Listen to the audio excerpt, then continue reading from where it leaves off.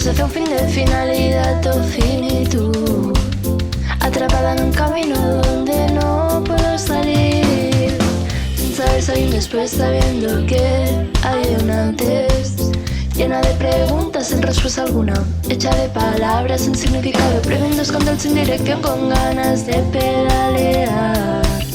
¿Dónde llegamos? ¿Qué sentido tiene todo esto? Criticados a la imagen del mundo que hemos creado, conscientemente ignorantes de nuestra ignorancia.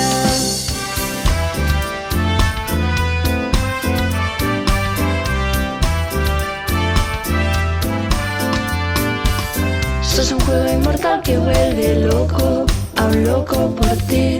Sin darle más importancia venimos, nos vamos, rotamos. Es una gran rueda infinita que no sabemos ni el origen ni el final, llena de preguntas que nos planteamos, hecha de cosas que no podemos ver, lentos con tal sin dirección, con ganas de pedalear. ¿Dónde llegamos? ¿Qué sentido tiene todo esto?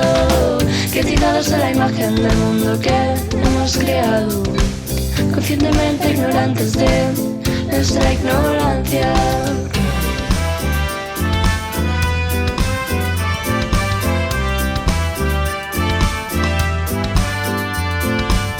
Dos mons, dos mirades diferents, en un bueno la gent vivia perquè no podien estimar, lliurement hi havia discriminacions i guerres. En el segon la gent acceptava que eren persones i es respectaven, simplement eren felices.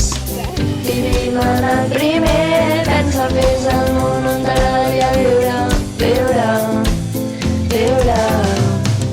Haz de la utopía una realidad.